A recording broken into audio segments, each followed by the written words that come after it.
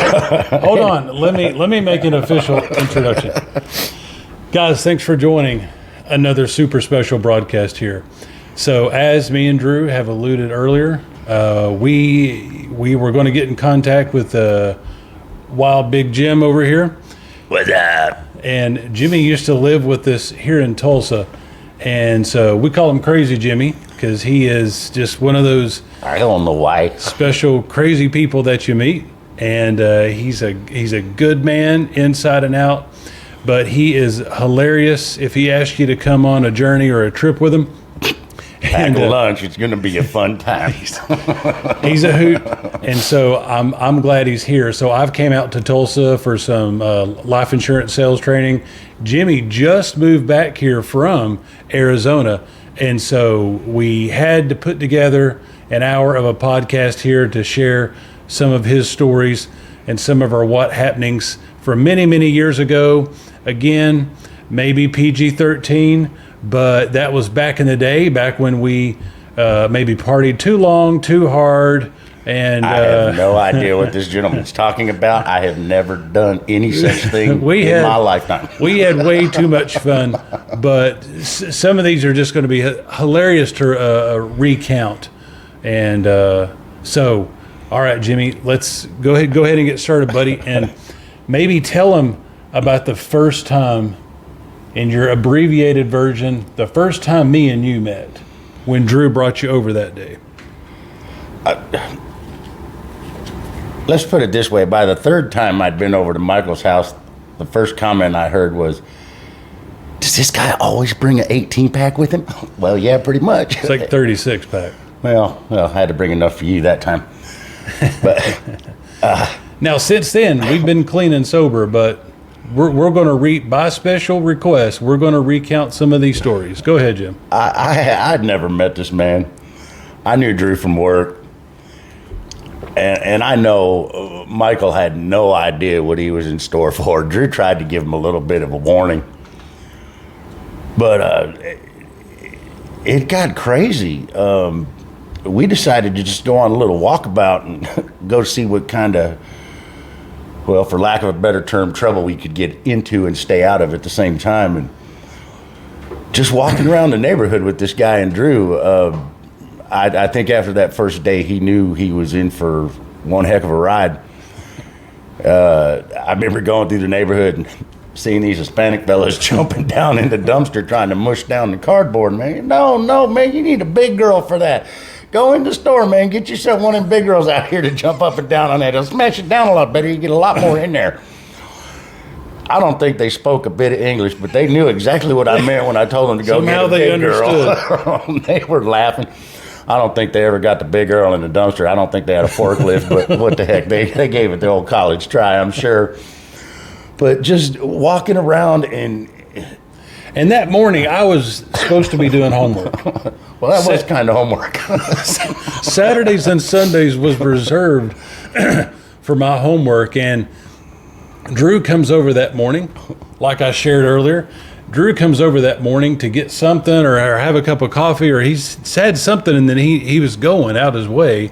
And then I hear him talking outside to somebody, which Drew does. Yeah, all the time, neighbors, strangers. Drew does. And I'm going, oh God, who's he talking to now?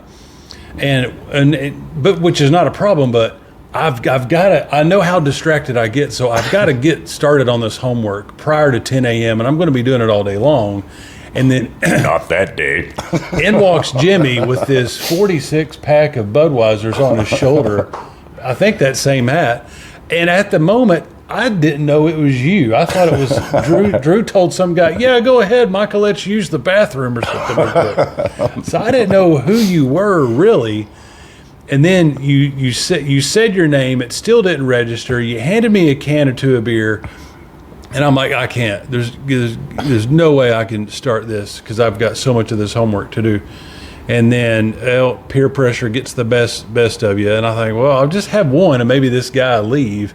And then I open it and I go outside with you and I'm like, Drew, and I'm trying to say nicely without Where'd saying. you find him? Who's this guy? And so then, Does he live around here? Did he follow you, or did you bring him over? and then it just comes together. Oh, I like, gave him your address. okay. So, Great. Now he's got my address.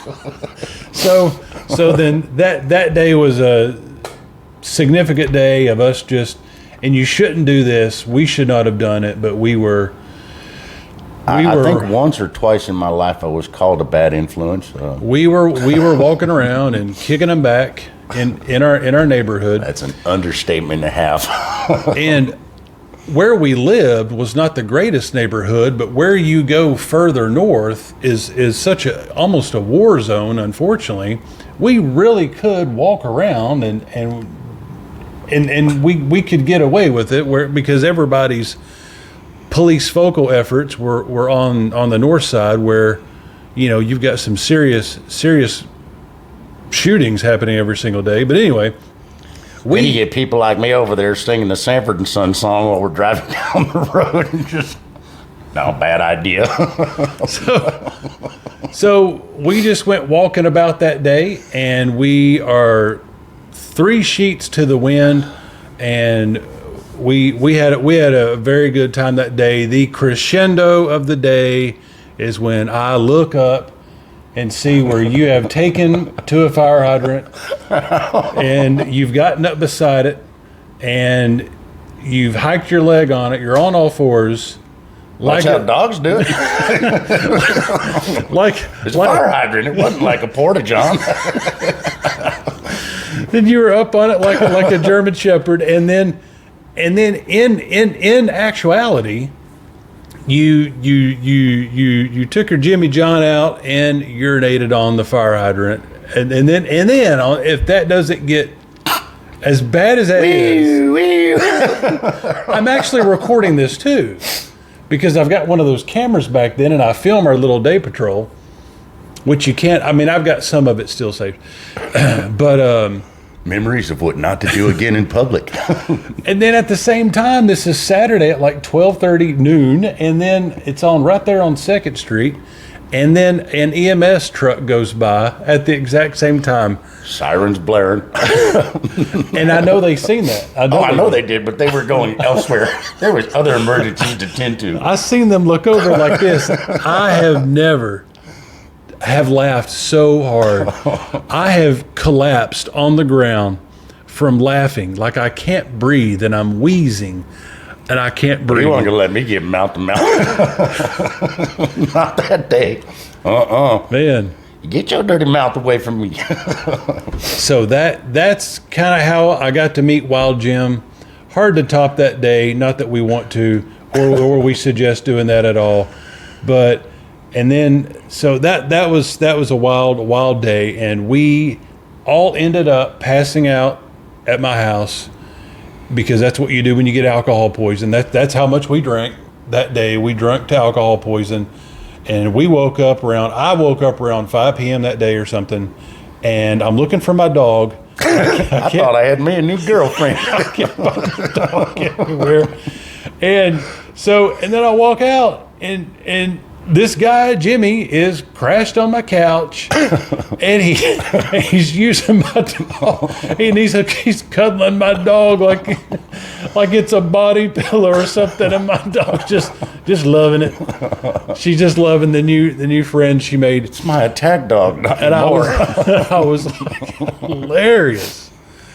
hilarious. But anyway, people are great, man. When you go around in public or anywhere, communicating with people is important. I try to use common sense, but after a 12-pack, that kind of goes away. I mean, just okay. So, I frequent in this bar in Tulsa here. It's down by the university campus, close to where I was working at the time. What's it called? I cannot remember to save my life. I'll figure it out so you can get it back on your next podcast. I definitely will get you that info. I'm just curious. But it's the oldest bar in Tucson, and it was something to do with pirates. Is it the? Is it the one that's on the corner of like where the BK is, the Burger Yes. King, Yeah, 31st right and next Harvard? door. I know exactly what you're talking about. Like Scallywags, or it's like a pirate name. It's something really hokey like that. The Buccaneer, I don't remember. Yeah, okay. I know exactly. Yes. But it was one evening after work, and me and T-Well go in there, and we're having a beer. And I'm listening to this college dude sitting at the bar, and he's trying to hit on this young lady. He's got his buddy there with him. And he is talking in the most ridiculous Scotch-Irish accent, brogue accent that I've ever heard in my life. And I just can't take it anymore. She gets up to go to the bathroom. I told Brian, I said, man, watch this. I walked up and I said, oh, so you think you're funny, huh? Kid looks at me, he goes, excuse me. I said, no, send back there, I can hear you. What? I hear your conversation back there. You're being rude. You ever look around the bar and kind of see who's, around before you start making an ass of yourself? Oh, hey, man, I didn't mean to offend you. Well, you did offend me. And you're going to apologize to that lady when she comes out the restroom, and you're going to give her the truth about who you really are.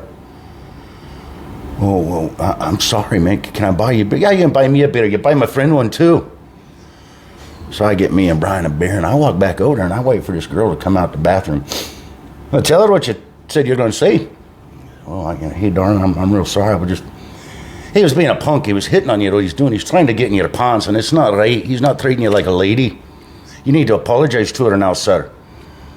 So this poor guy, he apologizes, man, and he's just feeling stupid. So I looked down at him. I said, well, let me ask you something, lad. Where are you from? Man, I'm just down here from Michigan. I'm visiting my friend. Well, take your crap and go back to Michigan. Nobody wants to hear it here. And next time, be a little mindful about your surroundings and where you're at. I turned to walk away, and the guy looks at me. He says, well, mister, where are you from? Oh, me? I'm from New York, man. Nice to meet you. So got us a couple free beers out of it and got this clown to shut up for a while. And he was just dumbfounded, had no clue what was even going on.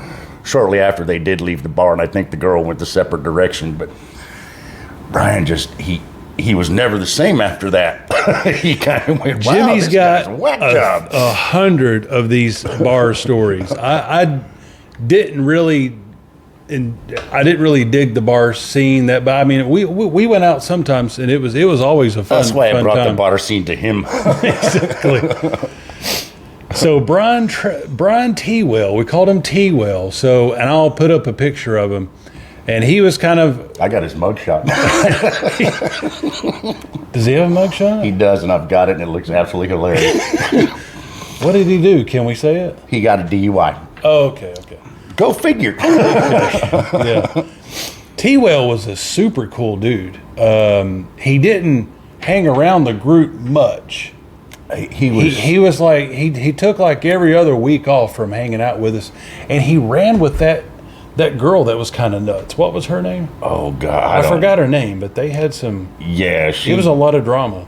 Yeah, and just, even if I came up with her name, I'm not going to throw it out there in case he or she were to ever see it. Yeah, she was pretty crazy. Yeah, she was out there a little bit. But anyway, but T-Well was really funny. He was one of those guys that, see, my father taught me something a long time ago, that when you're talking to somebody, if you can keep a straight face, it makes all the difference in the world, because you can come up with the most outlandish stories and keep a straight face, and people will listen to you. And it's amazing. I remember one time at a party, I almost cut my arm off here. Skill saw went through my arm. I almost died. So to rebuild my arm, they had to take out both my legs to get nerve tissue. I had 49 staples in one leg, from my kneecap down to my ankles. Well, and in the other one, I had 51. And this kid one day, as I'm walking by, sees these staples in my leg, and we're at a party. And he goes, bro, what happened? I said, dude, man, check it. I was out surfing off the Great Barrier Reef, man. Paddling out on my board. Out of nowhere, freaking great white comes up behind me, took me and my board underwater, man. I turned around, I swung at that shark. My hand went in his mouth, man. He almost degloved me. Hands in his mouth, all I could do was dot that shark in the eye, and I did, man. That shark swam off. Well, Bro, I floated up on the shore, man. Lifeguard comes out of nowhere, man, saved my life, man. They medevaced me into Sydney. Put me all back together, dude. What? Yeah, man. Meanwhile, my buddy's over in the corner just rolling, laughing. He tells the kid, goes, dude, come here, you gotta hear what happened to this guy. He's a surfer, man. I surfed once in my life and the board was too little and it went underwater, so I ain't no surfer. But that's what I'm talking about keeping a straight face when you tell a story, because this poor kid, I was expecting to sign autographs after I was done with that one. And that arm injury is bad enough where that story could fly. Oh, because it's scarred up pretty I could have told him I did it flying. I jumped out of a plane, man. I glided down to the ground, bro.